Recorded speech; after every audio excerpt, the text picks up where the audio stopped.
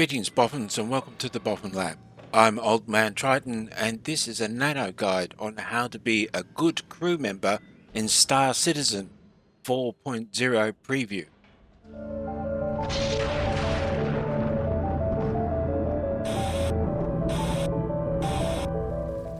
Being crew on another person's ship is an excellent opportunity for even new players to get early game money. It's very rewarding sometimes to work as a team, and you can earn millions in a couple of hours doing certain jobs. All you have to do is to have a knowledge of the job that you're doing and be good at it. But you also need a reputation of being a good person to work with and a person who is considered trustworthy. There are three kinds of crew type activities that you can get involved in depending on the style of ship that you're using. There is Stevedoring, and that is the moving, producing, and transferring of cargo.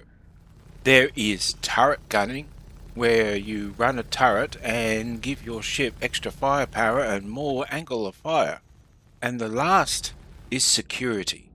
Whether you're securing a landing zone so that you can move a cargo or securing the ship so that nobody can board, that's a combat duty that occasionally gets very exciting, but is usually rather dull. Working out your shares at the beginning of a contract with somebody when you start as crew is really quite critical. You need to know what you're going to get for your job, but you also need to have an understanding in place so that you don't have disputes after the fact.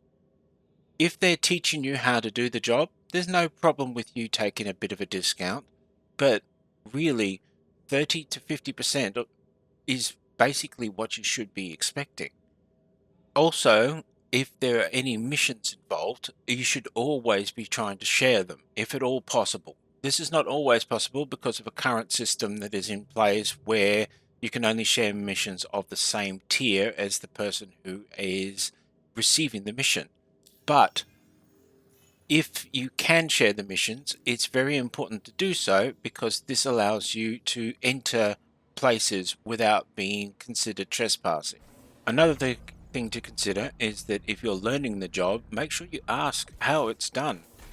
For example, learning how to use the printing machine in a vulture is a trick all of its own, but also stacking the vulture so that you can get the max cargo capacity possible is something that somebody might need to show you.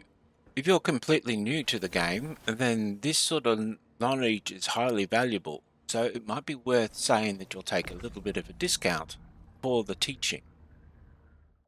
Having the right equipment for the job is your responsibility as a crew member. There are 4 things you should always have, not counting the storage space. Medical supplies are critical. Food and drink, a tractor beam, weapon and ammo. You need all of these just in case you run into the wrong situation. Having the medical supplies means you can resurrect one of your friends if he's been down. Having the food and drink causes a reduced number of issues with regard to having to stop and go to stations and the like. Even if you're doing security, the tractor beam is still necessary because you can track your friend out of trouble and resurrect them. Weapons, that's the obvious one if you're doing security or a bunker mission or anything of that nature, but you also need it in case somebody decides to board your ship. You will need a helmet, obviously, because you will not always have air, especially in turrets. You will need temperature protection in other places, but just as long as you've got enough armor to carry your stuff, you're good. One thing I would recommend every person do when they're working with a crew: find out where you're going to be working and set yourself a spawn point as close to that place as possible. If your ship has a spawn bed like this Polaris that I'm currently walking around in, then that's ideal. But otherwise, try and be as close to where you're working as possible so that if something goes wrong, you can get back in quickly. The other thing is consider getting yourself a starter ship on hire or buying one as a fast way to get back to the rest of the crew if you die. The Aurora ES can be rented for less than 7,000 a day, takes 3 minutes to recover, and is just enough to get anywhere you need to go. Stevedoring is the term used for moving boxes on and off a ship, but it's also referred to as cargo monkey work in Star Citizen's phraseology. This is a little bit more than just moving boxes. You need to know how to operate the machines that go with the ship that you're using, and there is a special trick in most ships on how to optimize the space that you want to use. Learn from your ship captain or team captain how to best use the space, how to use the machines involved, and you will become an effective crew member very quickly.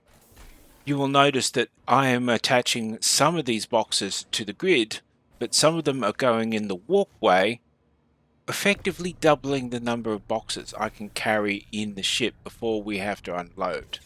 And this is one of the tricks you need to learn. Every ship has a different feature, but you will find that you need to check with your ship's captain to find out exactly what those features are. One last thing about being a stevedore.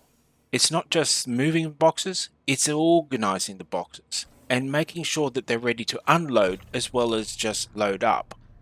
Putting them in the right places to unload quickly and efficiently will make cargo hauling runs faster and more effective. I often team up with another teammate who reads out contract information and tells me where everything goes and split it between locations in the cargo bay. As a turret gunner, you are a force multiplier for the ship that you are fighting in, so it's very important to know how to make use of the turrets effectively. First thing to do is find out where all the turrets are and where they are bordered so that you can always get to the right turret as you need to. Second is to work out where those turrets face so that you can then work out what area of the ship you are protecting. The last thing you need to work out is how to turn the turret on, and it's a good idea to go around and turn all the turrets in a ship on so that they're ready to fight as soon as you need them. The usual method is to hold down F and mouse over a switch somewhere in the cockpit of the turret in order to power on the systems. Don't use the U button, which you usually use to turn on the power on a ship. That is not yours to play with in this situation. There are two factors to how you should use your guns in a turret. You must ask your captain how he wants you to fight, offensively or defensively. Offensively means usually firing at the target that the ship is hunting, and that is the one at the front of the ship, and multiplying the amount of firepower that is put onto your primary target. Defensive turret fighting is shooting at anybody that is trying to get a shot at you. That is making them dissuade and pull away and try and force them to give up on their attack run. The last thing is to check the way in which you can set the gimbal mode. There is an automatic mode which makes targeting very easy for new players, and using the G key to cycle to automatic mode will bring you this situation where you have a moving cursor in the screen with a large round circle, and all you have to do is have that large round circle over the target and the guns will track to fire at it. Security is very much a PvP thing, so you must try and protect yourself and your ship and your cargo and crewmates by having people stand alert and ready for an enemy to either board or attack your ship.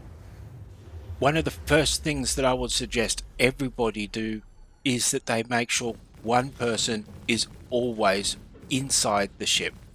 Preferably in the cockpit or a turret, but always inside the ship. And the reason for this is that they can watch the comms channel to see whether somebody has boarded the ship or not, because it always comes up with that notification saying such and such has entered this radio channel, and that will warn you if somebody has boarded the ship or not.